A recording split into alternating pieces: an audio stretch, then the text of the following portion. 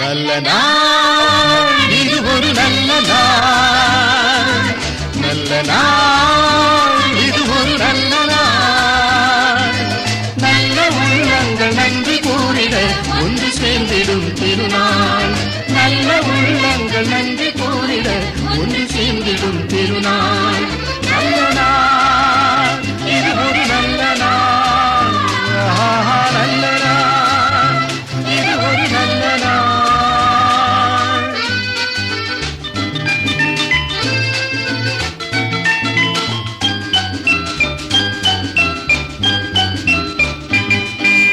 சொல்லி முடியாத எண்ணிலடங்காத நன்மைகள் பலவும் செய்தார். சொல்லி முடியாத எண்ணிலடங்காத நன்மைகள் பலவும் செய்தார்.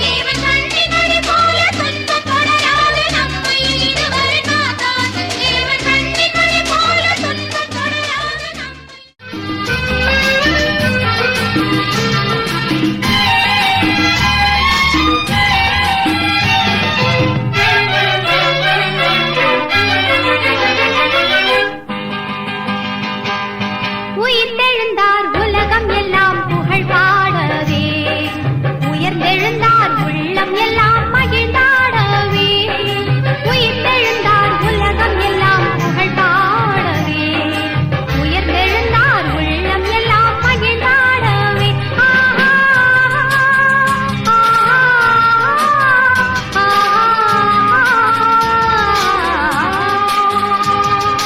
உயிர்த்தெழுந்தார் உலகம் எல்லாம் புகழ் பாடவே, உயர்ந்தெழுந்தார் உள்ளம் எல்லாம் மகிழ்ந்தாடவே.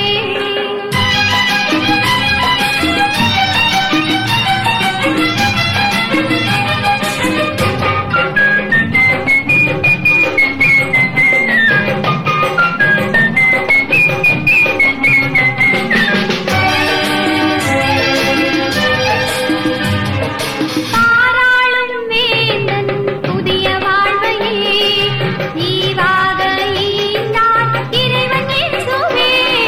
பாராளும் வேந்தன் புதிய வாழ்வையே ஈவாக ஈந்தார் இறைவன் இயேசுவே. மாறாத நெஞ்சின் இருள் தன்னை போக்க ஒளியாக உயிர்த்தாரே வழி காட்டினார்.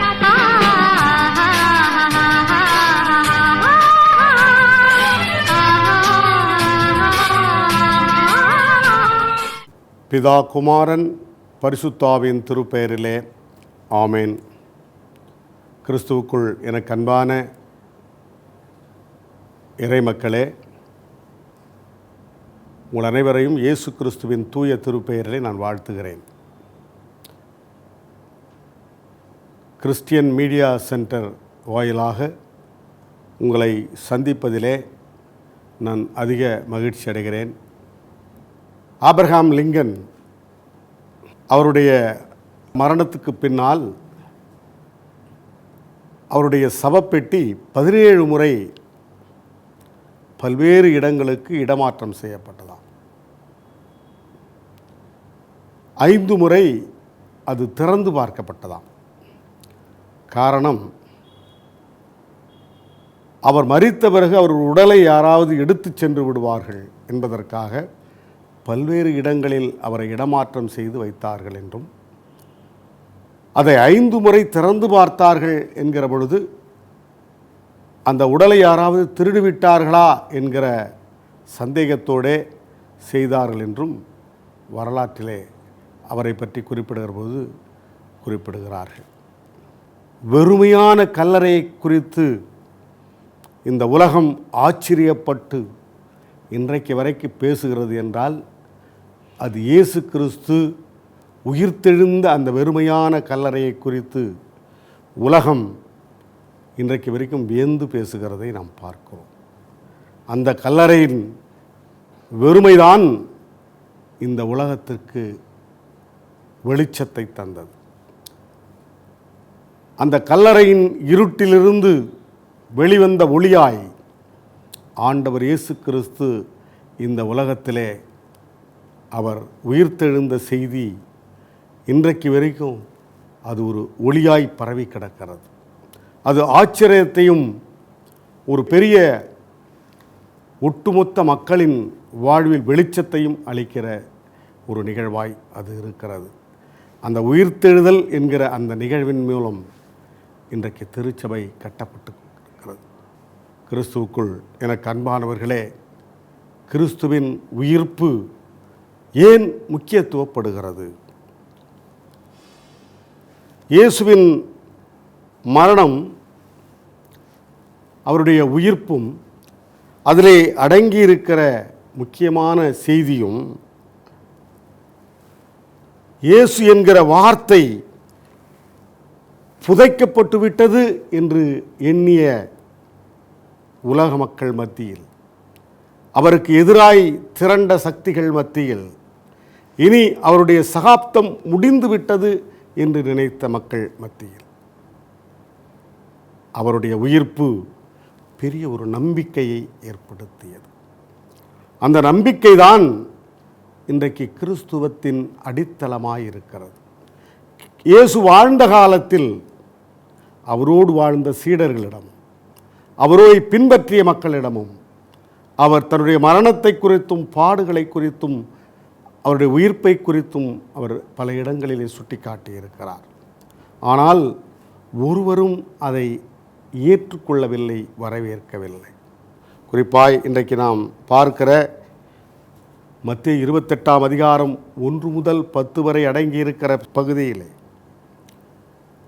அவருடைய மரணத்திலே பயணித்த பெண்கள், அவர்கள் அவருடைய உடலுக்கு சுகந்த வர்க்கம் பூச வேண்டும் என்றுதான் எண்ணிக்கொண்டு வந்தார். அவருடைய வந்த எண்ணமெல்லாம், யார் நமக்காய் கல்லை புரட்டுவான்? இவ்வளவு பெரிய கல்லை வைத்து மூடி இருக்கிறார்களே, யார் புரட்டுவான்? ஒருவேளை அவர் உண்மையிலேயே அவருடைய உடல் அங்கே இருக்கிறதா, அதுவும் திருடப்பட்டு எடுத்து செல்லப்பட்டு விட்டதா என்றெல்லாம் பல்வேறு ஐயப்பாடுகளோடு தான் அந்த கல்லறையை நோக்கி வருகிறார்கள். அந்த கல் புரட்டப்பட்டு கல்லறைக்குள்ளா ஒரு தேவதூதன் இருப்பதையும் அவர்கள் கண்டு ஆச்சரியப்படுகிறார்கள். அவர்களுக்கு தருகிற முதலாவது செய்தி, ஃபியர் நாட், பயப்படாதிருங்கள். இந்த அஞ்சாதிருங்கள் என்கிற இந்த வார்த்தை திருமறையில் 365 முறை பயன்படுத்தப்பட்டிருக்கிறது.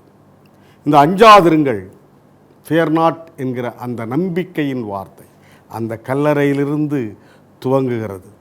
எனவே அந்த வார்த்தை கடவுளின் உயிர்த்தெழுதலுக்கு அடித்தளமாகும். அந்த வார்த்தை உலக மக்களுக்கு நம்பிக்கை தருவதாகும், உலகத்தை புரட்டி போடுவதாகும். இன்றைக்கு உலகமெல்லாம் திருச்சபை பரவி கிடக்கிறத இந்த நிலையில் அவருடைய உயிர்ப்பின் செய்தி உலகத்தை உய்வித்திருக்கிறது, வாழ வைத்திருக்கிறது.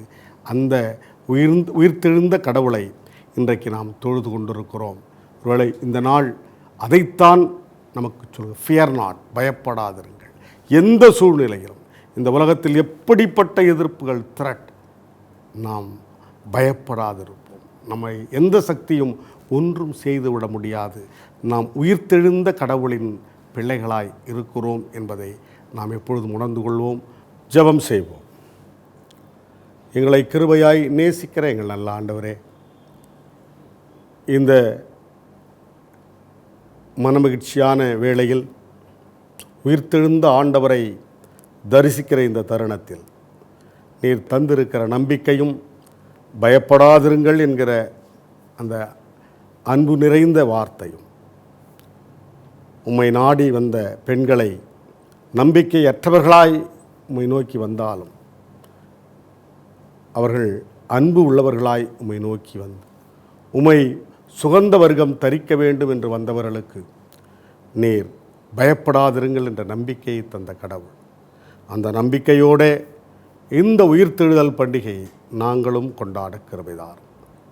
எங்களுக்கு புது வாழ்வை தருகிறவராய் உம்முடைய உயிர்ப்பு இருக்கிறது. அதிலும் உம்முடைய கல்லறை சொல்லுகிற செய்தி, அஞ்சாதிருங்கள் என்கிற அந்த நம்பிக்கையின் வார்த்தையோடு நாங்கள் எங்கள் வாழ்க்கையிலே எல்லா நிலைகளிலும் கடந்து போக கிருபை தாரும். இயேசுவின் மூலம் கேட்கிறோம் எங்கள் ஜீவனுள்ள தந்தையே, ஆமென். தந்தை, மைந்தன், தூய ஆவியின் அன்பு மருளும் ஆசீர்வாத வழி நடத்தும் நீங்கா பாதுகாப்பும் எங்கள் அனைவரோடும் இன்றும் என்று சதா காலம் தங்கியிருப்பதாக. ஆமென். இன்றைய செய்திக்கான கேள்வி: எந்த வெறுமை இந்த உலகத்திற்கு வெளிச்சம் தந்தது?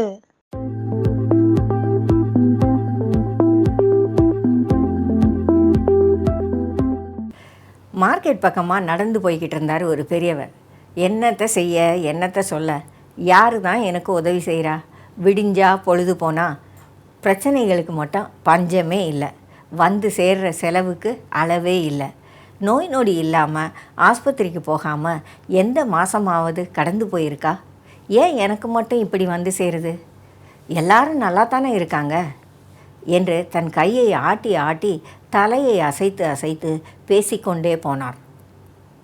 நம் எல்லாருமே வாழ்க்கையில் பல நேரங்களில் எனக்கு மட்டும்தான் இப்படி நடக்கிறது, மற்றவர்களுக்கு பிரச்சனையே இல்லை என்று நினைக்கத்தான் செய்கிறோம். குறிப்பாக தனியாக புலம்புகிறோம். நம்முடைய சோதனைகளை, சவால்களை, பிரச்சனைகளை உரக்க புலம்புகிறோம். ஆனால் ஆண்டவரை மறந்து விடுகிறோம். அடுத்தவர்களோடு பகிர்ந்தும் கொள்ளுகிறோம். ஆனால் நமக்கு தேவையான உதவிகள் கிடைப்பதில்லை. பல நேரங்களில் நம்முடைய மனதை, மூளையை நம்முடைய பிரச்சனைகள் மட்டுமே சூழ்ந்து இருக்கிறது. எம்மாவூர் வழியே நடந்து சென்ற இரு பயணிகளுடன் இயேசுவும் நடந்ததை பற்றி எப்போதாவது யோசித்திருக்கிறீர்களா? பயணிகள் தங்கள் கூட வந்த மூன்றாவது நபருடன் பேசிக்கொண்டேதான் போனார்கள். ஆனால் அந்த மூன்றாவது நபர் யார் என்று அவர்களுக்கு தெரியவே இல்லை. அவர்களுடன் சென்று தங்கி தன்னை வெளிப்படுத்தும் வரை அவர்கள் இயேசுவை உணரவில்லை. இப்போ நம்ம கதைக்கு வருவோம். நம்ம எல்லாருடைய வாழ்விலேயும் எம்மாவூர் பயணங்கள் உண்டு. அருகே நடந்து வரும் ஆண்டவரை மறந்துவிட்டு நமது போக்கில் நாம் பேசிக்கொண்டே போவோம். உங்களோடும் என்னோடும் 24/7 உயிர்த்தெழுந்த ஆண்டவர் இயேசு இருந்து கொண்டே இருக்கிறார். நமது வாழ்க்கை பயணம் முழுவதும் நமக்கு துணையாக நம்மோடு பேசிக்கொண்டே வருகிறார். ஆனால் நாம் அவரது இருப்பை பெரும்பாலும் உணர்வதே இல்லை. அவரோடு நடக்கும் பாக்கியத்தை மகிழ்ந்து அனுபவிப்பதும் இல்லை. பல நேரங்களில் அவர் பேசுகிறார் என்பதை நம்முடைய காதுகளோ மனங்களோ கேட்பதும் இல்லை, இல்லையா? எல்லார் வாழ்விலும் பிரச்சனைகள் உண்டு. அவற்றை தாங்கவும் அவற்றிலிருந்து நம்மை விடுவிக்கவும் இயேசுவால் மட்டுமே முடியும். உங்கள் பாரங்களை எங்கெங்கோ சென்று புலம்பாதீர்கள். உங்கள் அருகே இருக்கும் இயேசு கிறிஸ்துவில் நம்பிக்கை வையுங்கள். அவர் உங்கள் பயணங்களை எளிதாக்குகிறார் என்பதை விசுவாசியுங்கள். உயிர்த்தெழுந்த இயேசு உங்கள் வாழ்விலும் உங்களோடு நடந்து வந்து கொண்டிருக்கிறார். கண்களை, காதுகளை, மனங்களை திறந்து வைத்து கொள்ளுங்கள்.